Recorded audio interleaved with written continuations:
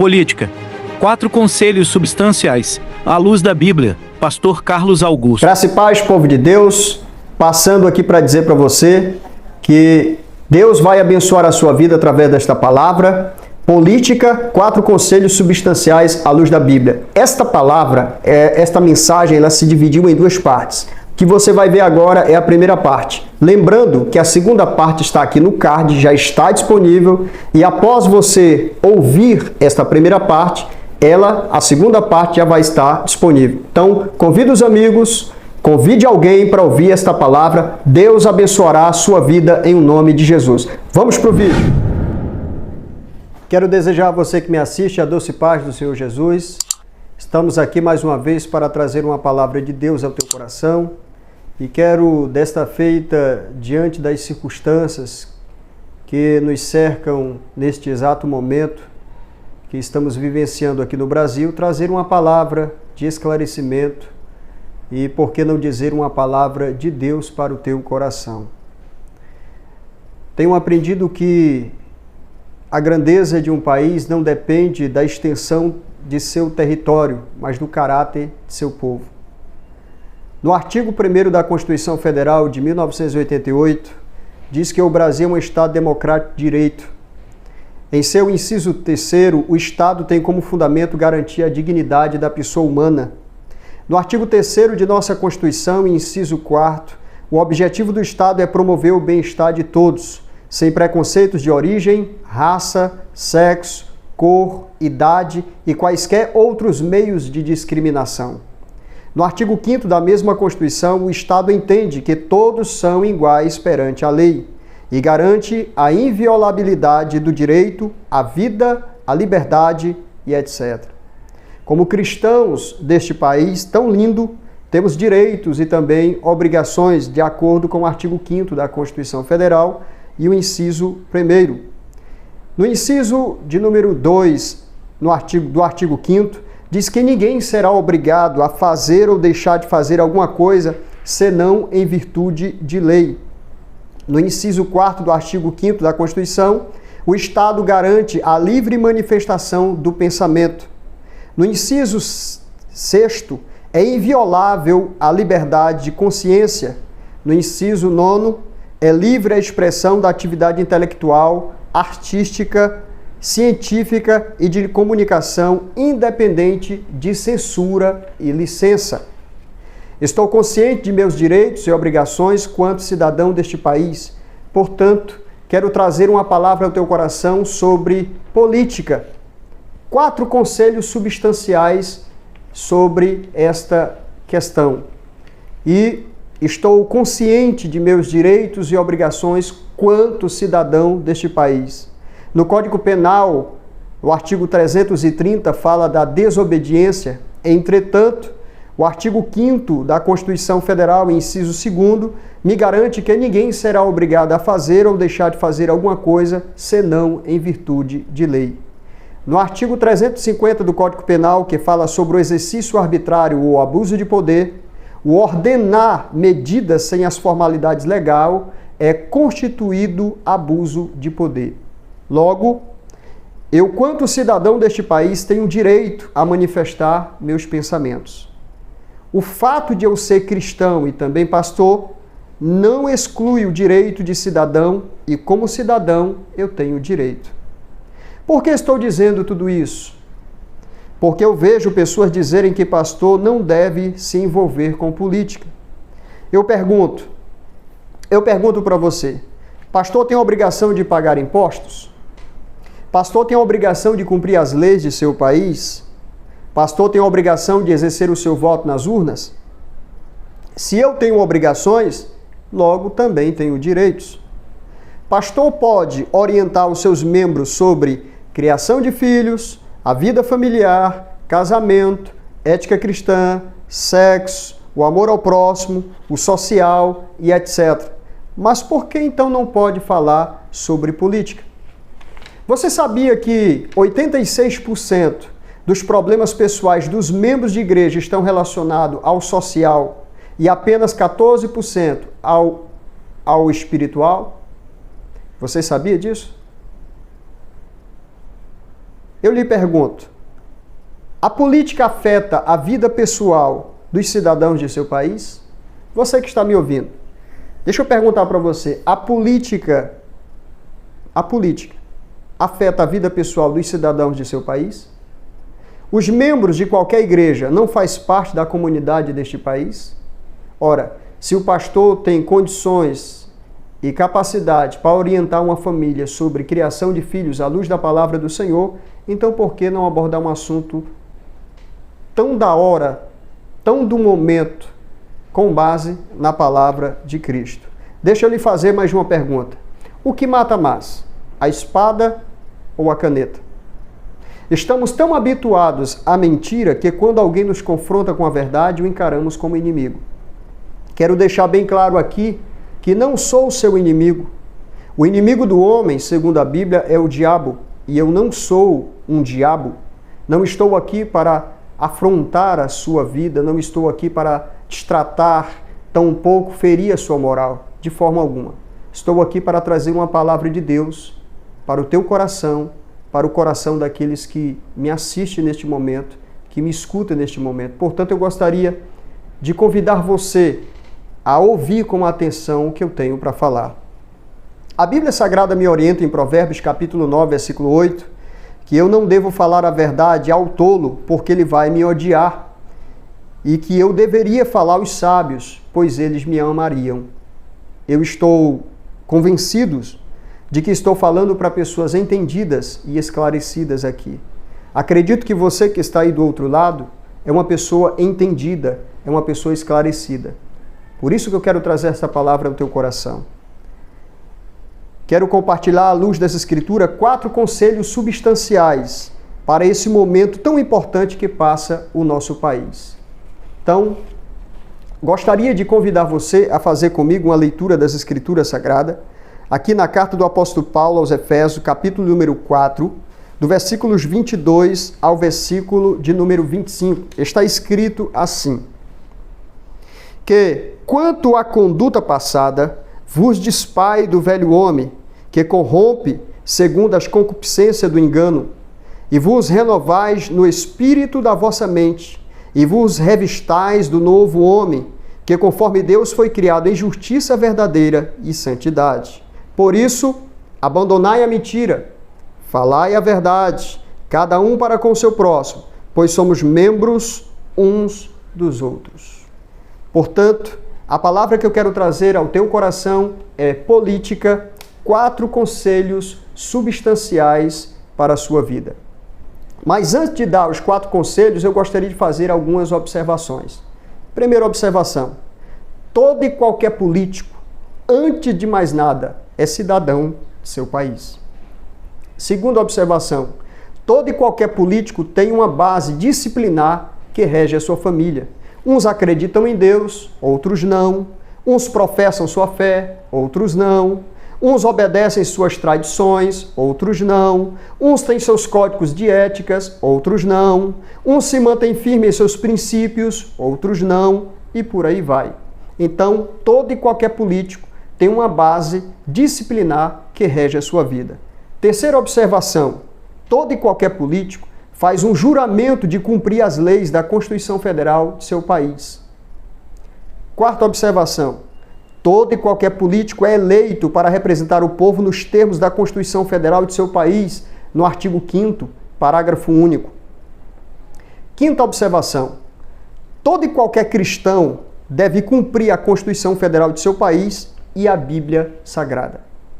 Apenas um adendo aqui nesta observação de número 5. Se a Constituição Federal, estou falando eu como cristão, se a Constituição Federal ou qualquer PEC, projeto de emenda constitucional, for de encontro aos princípios bíblicos nos quais creio e vivo, eu não posso me submeter. Vou lhe dar alguns exemplos. Ideologia de gênero. Se qualquer PEC, qualquer projeto de emenda constitucional for aprovado a favor da ideologia de gênero, eu, quanto cristão, não posso me submeter. Porque creio na palavra, logo ela fere os meus princípios, vai de encontro aos valores nos quais creio. Não posso aprovar e nem ser favorável à destruição da família tradicional. Não posso ser favorável à legalização do aborto. Não posso ser favorável à perseguição à Igreja de Cristo. Não posso ser favorável à censura à liberdade de expressão. Não posso ser favorável à doutrinação nas escolas, como erotização infantil, ideologia comunista. Também não posso ser favorável à legalização das drogas. Respeito a sua opinião e também respeito a sua posição. Só não posso, como cristão, negociar os meus princípios de fé e de crença. Fiz um voto de fidelidade a Jesus. Não posso decepcioná-lo. Não sou seu inimigo, eu quero deixar isso bem claro. Eu não sou seu inimigo. O escritor aos Hebreus, no capítulo 12, versículo 11, diz que no momento nenhuma disciplina, nenhuma palavra parece motivo de alegria, mas depois produzirá frutos pacíficos de justiça. Eu estou certo de que o que eu tenho para trazer ao teu coração vai te trazer momentos de reflexão. E a minha oração é que Deus te oriente para que você tome a melhor decisão e escolha a coisa certa. E repito, não sou seu inimigo. Eu tenho aprendido que é melhor ouvir uma dura verdade do que uma doce mentira. Uma vez eu ouvi alguém dizer que se alguém proferir a mentira 1000 vezes, ela se tornará em verdade. Jesus disse que o mentiroso é filho do diabo. João capítulo 8, versículos 44. O apóstolo Paulo diz que o mentiroso está a serviço do diabo. Segunda epístola à igreja em Tessalônica, capítulo de número 2, versículo 9. E em Apocalipse, capítulo 21, versículo 8, diz que o mentiroso não vai morar no céu. Eu acredito que você que está aí do outro lado me ouvindo, deseja, anseia morar no céu. Vejamos então os 4 conselhos substanciais à luz da Bíblia Sagrada. Primeiro conselho que eu quero trazer aqui para você, à luz da Bíblia Sagrada, a respeito dessa questão da política, é: respeite a toda e qualquer autoridade constituída. Repito, respeite a toda e qualquer autoridade constituída. Se você é cristão, respeite a toda e qualquer autoridade constituída. Se você não é cristão, respeite a toda e qualquer autoridade constituída. Nós sabemos que, segundo o novo censo do IBGE, habita o Brasil 215 milhões de pessoas. 215 milhões de pessoas. Habita o Brasil 165 milhões e 300 mil pessoas que professam crer em Cristo. Cristãos. Ou seja, 80%, 87% das pessoas que habitam, o Brasil, 87% das pessoas que habitam o Brasil são cristãs.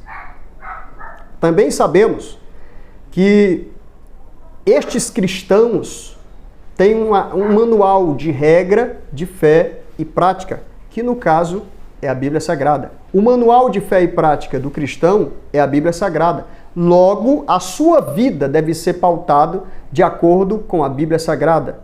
Então, o primeiro conselho substancial que eu gostaria de trazer ao teu coração é: respeite toda e qualquer autoridade constituída. Vejamos o que a Bíblia tem a nos falar sobre isso. Romanos capítulo 13, versículos 1. Primeira epístola de Pedro, capítulo 2, versículo 13, diz que todo homem esteja sujeito à autoridade. Segunda verdade sobre essa questão. Romanos capítulo 13, versículos 1 diz que não há autoridade que não venha de Deus. Repito, não existe autoridade que não tenha sido estabelecida por Deus.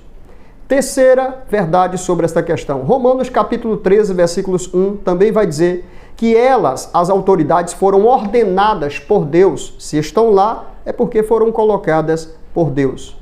A quarta verdade sobre esta questão está em Romanos capítulo 13, versículo de número 2. Quem se opõe à autoridade constituída por Deus resiste a Deus. Logo, se você é cristão e acredita na Bíblia, se você é cristão e acredita que os seus fundamentos, que o seu princípio de fé está fincado, arraigado em Cristo, então, se a sua vida deve ser pautada segundo a palavra, quem se opõe à autoridade constituída por Deus resiste a Deus. A quinta verdade sobre essa questão está em Romanos capítulo 13, versículos 4. Toda autoridade, disse Paulo, é ministro de Deus. Mateus capítulo 22, versículo 21, Jesus disse: dai a César o que é de César e a Deus o que é de Deus. É sabido que há uma divisão entre igreja e Estado. Entretanto, a igreja deve influenciar o mundo. A igreja deve influenciar o mundo. Não é o mundo influenciar a igreja. A igreja tem um papel, ser sal, segundo Jesus aqui nesta terra. E não é uma classe minoritária de pessoas que não deva ser influenciado. Pelo contrário, se você é cristão, se você é filho de Deus, se você professa crer em Cristo e vive segundo Cristo, como Ele tem nos ensinado em Sua palavra, então é seu dever ser sal, é seu dever ser luz, é seu dever influenciar, como disse Jesus em Mateus capítulo 5, versículos 13, 14 e o de número 15. Então, dai a César o que é de César e a Deus o que é de Deus. Romanos capítulo número 13, versículo 7, Paulo diz: a quem tributo, tributo, se imposto, imposto, se respeito, respeito, se honra, honra. Primeira Epístola de Pedro, capítulo 2, versículos 13, 14, 15 e 17, diz que eu e você, quantos cidadãos, devemos dar tributos, ou seja, pagar impostos, devemos respeitar as autoridades que estão aí, que foram constituídas, devemos honrá-las, respeitá-las. E a palavra do Senhor é bem clara, e eu gostaria de chamar a tua atenção para essa questão. A segunda carta de Pedro, capítulo 2, versículos 10 e 11, a epístola de Judas, versículos 8 e 10, diz que eu preciso tomar cuidado quanto a difamar autoridades constituídas por Deus. Portanto, tome cuidado para não difamá-la, para não denegrir a sua imagem, até porque isso pode ferir a honra de uma pessoa. Então, tome cuidado. Se estão lá, é porque foram constituídas por Deus. O segundo conselho substancial que eu gostaria de trazer ao teu coração é: obedeça a palavra de Deus. Se você é cristão, então obedeça a palavra de Deus. Quem obedece, 3 coisas devem acontecer. Se você obedece, então 3 coisas devem acontecer. Os textos em que lemos: Efésios capítulo número 4, do versículos 23 ao 25, vai nos trazer algumas verdades. A primeira verdade que eu gostaria de compartilhar está no versículo de número 23, do capítulo 4. E vos renoveis no espírito da vossa mente. Então, qual é a verdade, pastor, que eu aprendo aqui? A verdade é que se eu devo obedecer à palavra do Senhor, 3 coisas vão acontecer. O que é que vai acontecer? A minha maneira de pensar vai mudar.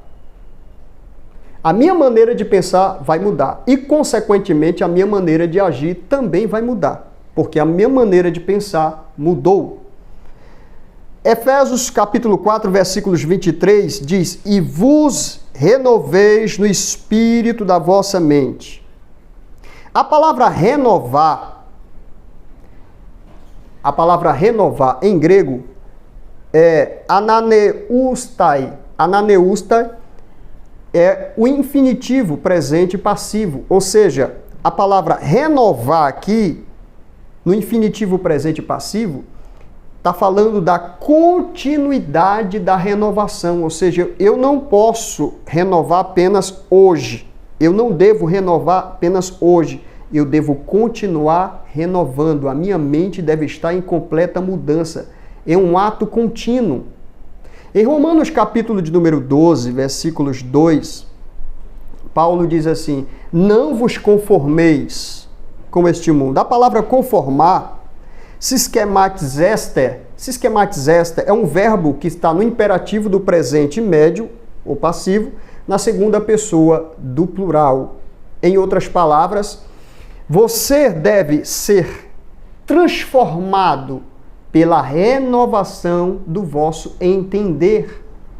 E Paulo deixa bem claro que eu preciso entender a palavra de Deus. Tanto no contexto, Paulo vai dizer, em Romanos capítulo 15, versículo de número 4, que a palavra de Deus foi escrita para nos ensinar. Em outra passagem, Paulo vai dizer que toda a escritura inspirada por Deus é útil para o ensino. Então, eu preciso aprender, e à medida em que eu aprendo, segundo o apóstolo Paulo, eu procuro saber o que é bom, perfeito e agradável diante de Deus. Se você quer saber o que é bom, perfeito e agradável a Deus, então leia a palavra de Deus. Examine as Escrituras Sagradas.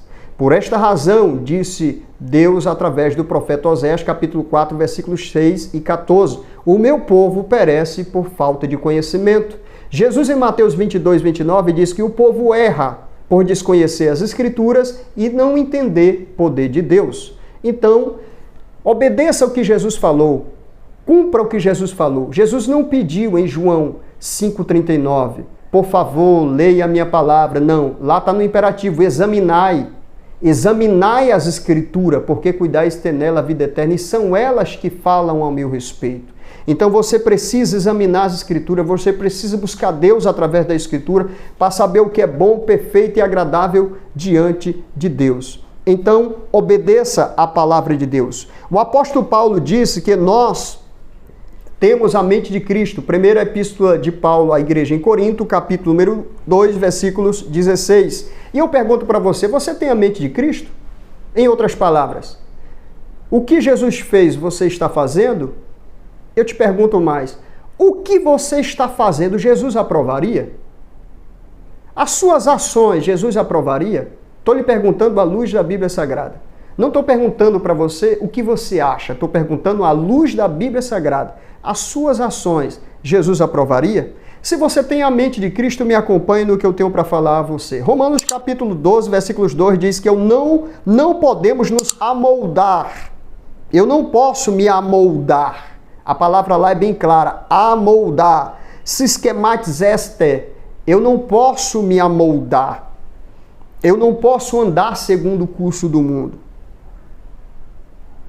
Efésios capítulo 2, do versículos 1 ao 4, Efésios capítulo 4, versículos 22, segunda carta de Paulo à igreja de Corinto, capítulo 4, versículo 4, primeira epístola de João, capítulo 2, do versículo 14 ao 17, primeira epístola de João, capítulo de número 5, versículo 19, diz que eu não posso andar segundo o príncipe deste mundo.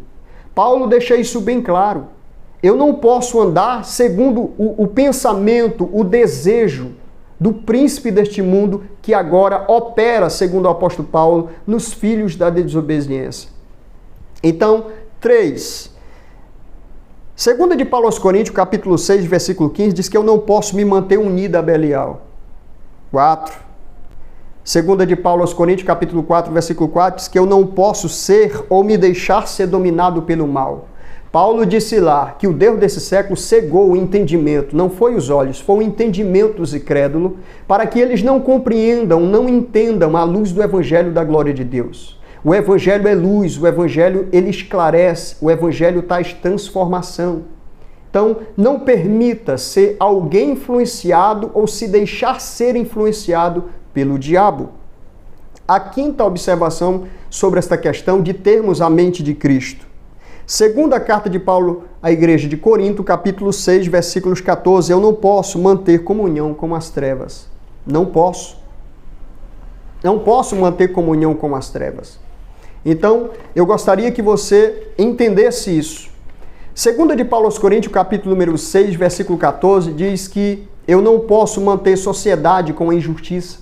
Eu não posso, como cristão, manter sociedade com a injustiça.